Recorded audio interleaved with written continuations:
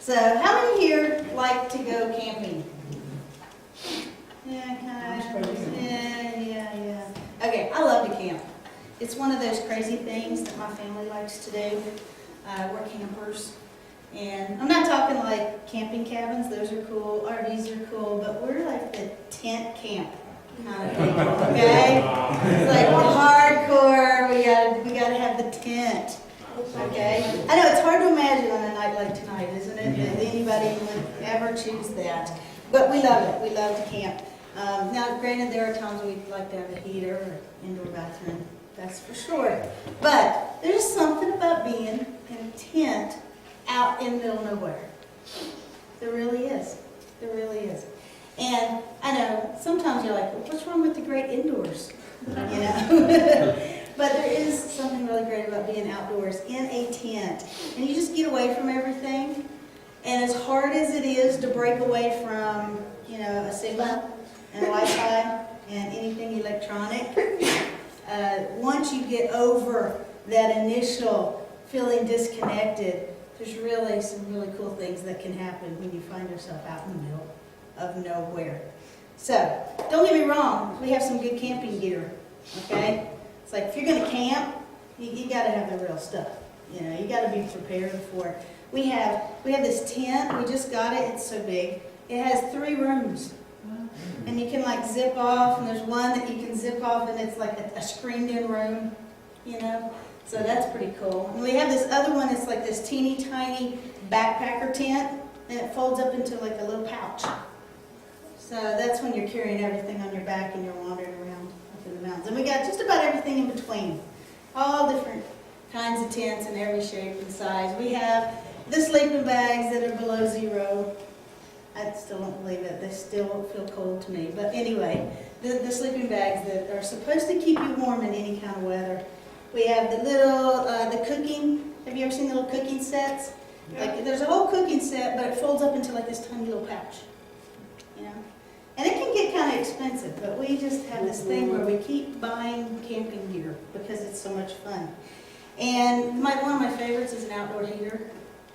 Yeah, okay. So anyway, you need to be prepared because in the morning, the very best thing about camping is waking up and frying bacon over the fire. So you got to be ready for that. You got to be ready for the morning bacon. So one of my favorite things that happens when we camp happens in the middle of the night. So let me explain. For many years we lived in Colorado. There's a few things you need to know about camping in Colorado. First of all, the air is very thin. So by the time you hike and set up camp, you can't breathe. It's like you can't breathe. It's like you're very winded. You know? Another thing is you have to drink a ton of water to stay hydrated. So you're just chugging water. So if you're out there backpacking, you're carrying it with you. So it's a lot of extra. But you need it. Another thing is it's real dry. There aren't many bugs. So that screened-in room, really not that necessary if you're camping in Colorado. It's just kind of cool to have. Another thing is it's the Rocky Mountains, meaning the ground is very hard. So, you know, you want to bring those blow-up sleeping pads to lay on because it really is the Rocky Mountains, hard ground.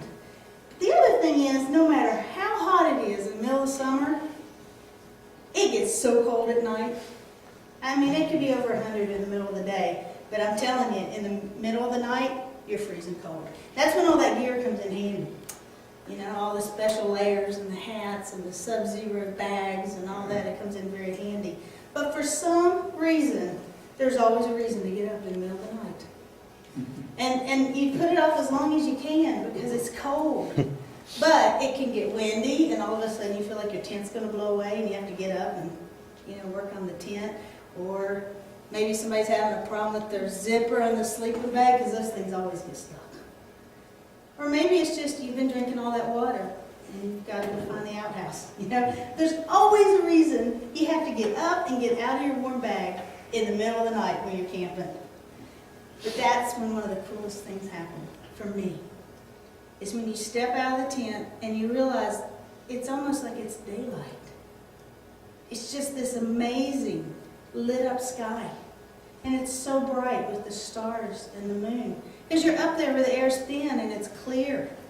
There's no light pollution. there's not the pollution in the sky, you can see so many stars. It's like millions of stars, there's no way you can count them all.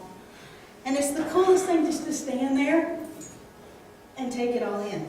Now you're freezing cold, but it's worth it. It's worth it just to stand there and take it all in. Because if you stand there long enough, you can start making out planets and the North Star and constellations and the craters on the moon. And if you're really lucky, you can see a shooting star too. It's pretty cool. It's so majestic. And you're standing there and you're thinking, wow, check this out. I didn't know there were that many stars. I mean, who ever sees that many stars, you know? And so, I know when I stand there, I feel like I'm flying through outer space. That's how vivid it is. And then I'm reminded that I am flying through outer space. We always are, you know? It's like we're spinning around on this amazing earth, and it's rotating around, and we're flying through outer space. We're in the middle of all those stars, with the sun on one side and the moon on the other. It's pretty exciting. I just love it. It's one of my favorite, absolute favorite things to do, is to wake up in the middle of the night and go out and see those stars. Well, at this point, Mike's my husband, we have this arrangement that if we wake up, one of us, and we see the stars, we're obligated to wake the other one up and say, you gotta come check this out, you know? Now, trust me, it's the only time we're allowed to wake each other up and expect them to go stand outside in the cold in the middle of the night. I don't know, maybe if there was a fire or something. But pretty much, it's when we're camping and the stars are out. And that's usually what we say is, hey, you gotta get up, you gotta see the stars are out tonight. But in reality, those stars are always there. We just don't see them. I know I don't. I'm usually inside when it's dark. Or, you know, we have the street lights. It makes it hard to see. Sometimes if you live in a bigger city, there's pollution. It makes it hard to see. But those stars are always there. And it's just this reminder of how amazing this place is that we live. Earth. I mean, just think about everything it took to create the earth. And that's just one moment of standing there looking at outer space and recognizing the amazing creativity of God and the stars and the beauty and how it all works together. And all it takes is that reminder to remind me that God is our creator. I don't stop and recognize it nearly enough. But that's one of my favorite parts of camping, right there. In Genesis, the very beginning of our Bible, in Genesis chapter 1, very first chapter, the first 2 verses, it says, in the beginning when God created the heavens and the earth was a formless void, and darkness covered the face of the deep, while a wind from God swept over the face of the waters. I love that. You know, like when you watch an action movie, and like as soon as it comes on, it's in the middle of a chase scene, or somebody's shooting at somebody, or there's a car chase, or something like you're thrown right into the middle of the action. This is what this reminds me of. Because the very first sentence in the Bible is, in the beginning, God created the heavens and the earth. That's a huge sentence. Can you imagine what that, I mean, that tells you already there's a God, and He created everything we know. All the heavens and all the earth. That's a huge statement that the Bible starts off with. And verse number 2 is cool too, because it kind of shows God as, you know, there's one translation that says He's hovering over the darkness. And there's like this anticipation of what He's getting ready to do. It's like He's just hovering there and He's waiting and He's thinking through. And He's thinking, oh, I'm going to create this and it's going to go with that over there. I'm going to do this, I'm going to do that. He's like, He's thinking about it. He's being very intentional with what He's getting ready to do. So can't you just imagine it? If you close your eyes, you can just imagine. He's getting ready to create. And in verse 3, He says, let there be light. And there was light. The very first thing He created was light. I think that's pretty cool. But even what is even cooler than that is He just spoke it into being. Have you ever thought about that? All God has to do is just say the words, and all of a sudden something exists. He said, let there be light, and all of a sudden there was light. That's pretty powerful. When we talk about God's Word being powerful, and God being powerful and what he has to say to us, that is some power right there. All he had to do was speak. And boom, there was light. And then the very next thing he did is he began to organize that light. He separated the light from the dark. He made day and night. So not only was he creating elements, he was also putting them to work. He was showing how they fit together and how they were going to work together to sustain life at the beginning of those creations. So it's really cool that the first thing he did was create light. Then he goes on, in verse 6 it says he separated the waters from the earth and the waters from the sky. So we're here on the earth and we're kind of separate from what's there in the sky. And so again, he's still organizing. He's taking these elements of the earth and the water and the land and he's separating them, separating the waters. So he's organizing the earth. He created, he separated the dry from the water. So all of a sudden you have dry land and you have seas. Then he goes on to where he created the plants. Can you imagine what it looked like before the plants came? I don't know. But all of a sudden, plants started coming up. It said the plants and the trees and all the vegetation on the earth started just springing to life. It's pretty cool if you just stop and try to imagine what that must have been like. I can imagine like a big red flower popping up over here, big tree over here. So anyway, it's just really exciting if you stop and think about it. The next thing he did, in verse 14, it says he saved the light for the day and the night for the moon. So he had the sun and the moon at this point. So he's creating the heavens as well. He's putting the stars in the sky. All those stars that you see when you come out in the middle of the night when you're camping. He created the creatures that swim in the sea.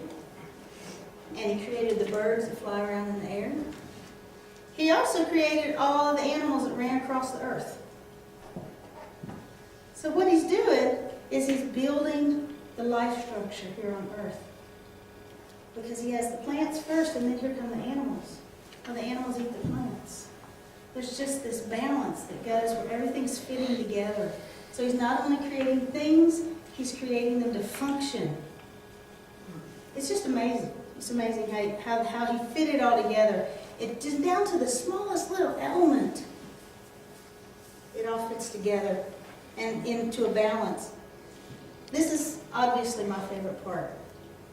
After he was done with all that, he decided in verse 127, it says, "So God created humankind in his image.